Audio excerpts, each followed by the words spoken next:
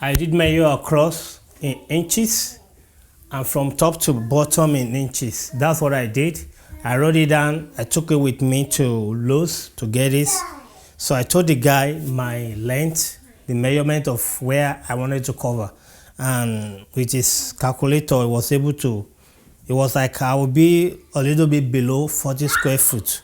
So I took one pack which is 45 square foot. So I think it should be more than enough. But once you have your measurement out, take it to them and they will give you what you need. So that way you will not get less or more of what you need.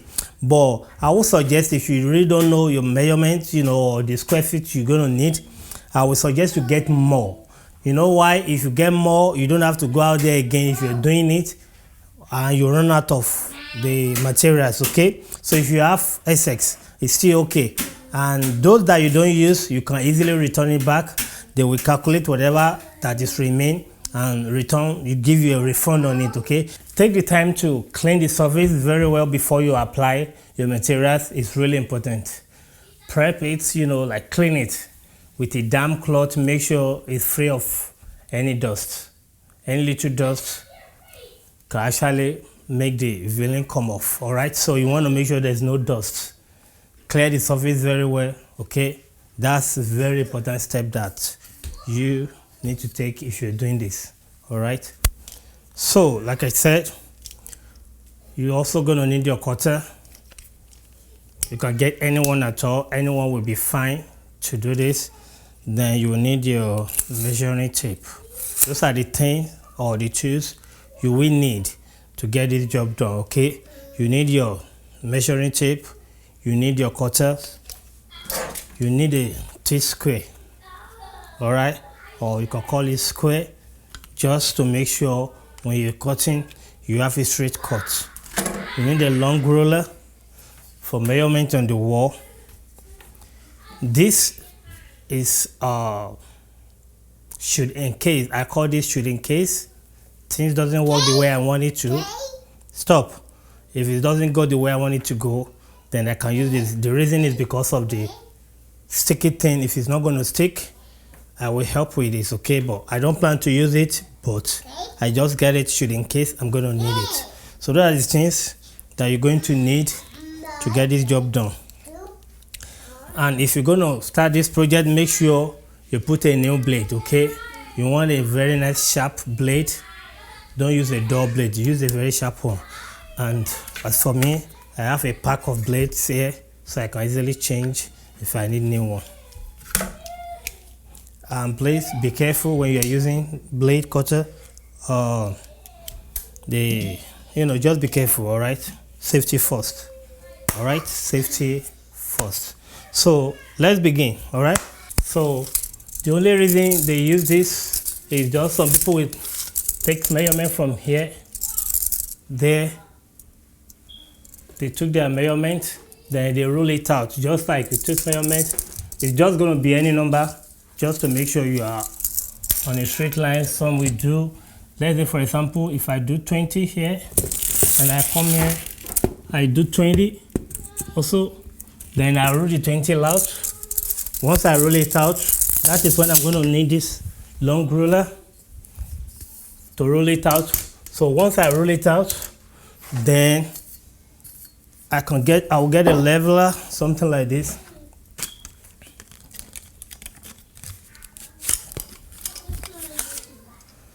Something like this.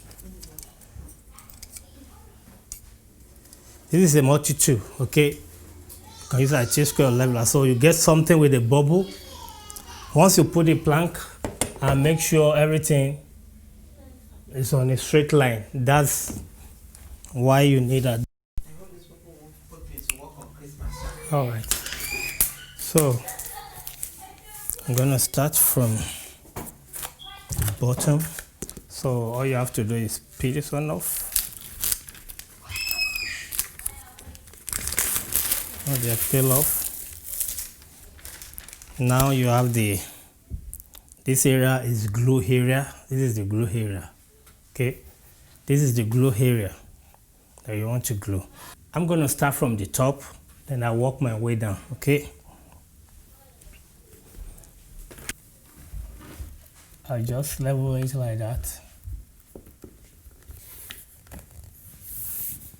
and be sure it's thick. If it come out, so this way, if you put this, good, good.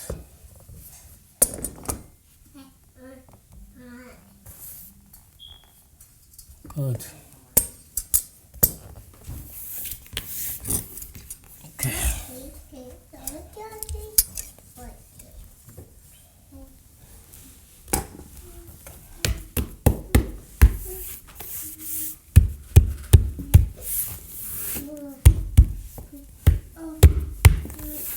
Pretty much glued down, as you can see. So now the next one is you take your tape measurement, then you measure from here to here. That's the remaining one.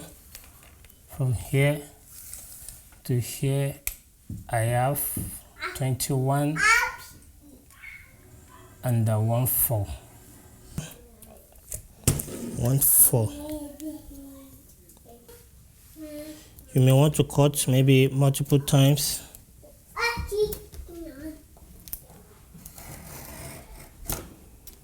Just make sure you have a sharp blade and cut multiple. You see, that is how you're going to proceed until you get it done. All right.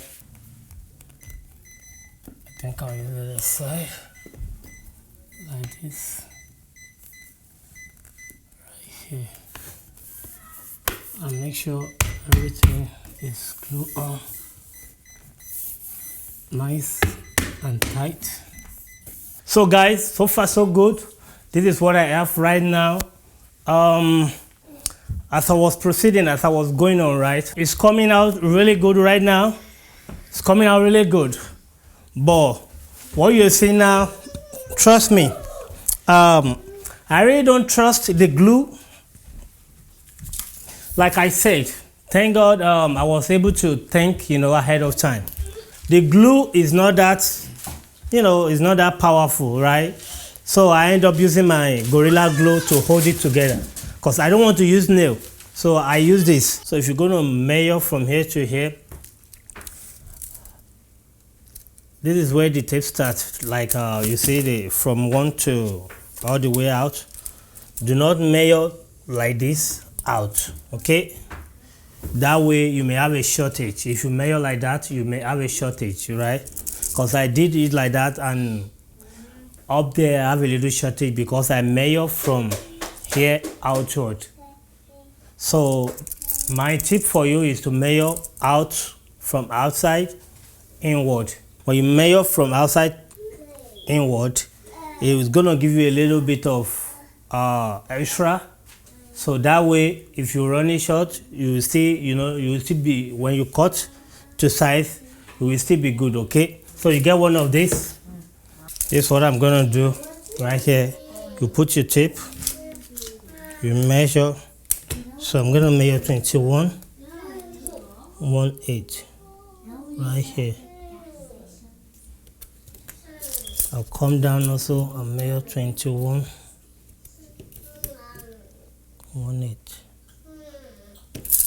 Just, you don't have to press too hard, but just apply a little pressure, not too much pressure, but at least light pressure. You could just go a couple of times, maybe 3 to 5 times. Once you have it like that, you take it and bend a little bit, just gentle bend like that. Then you can run the knife at the back like that, and you'll be good to go, okay?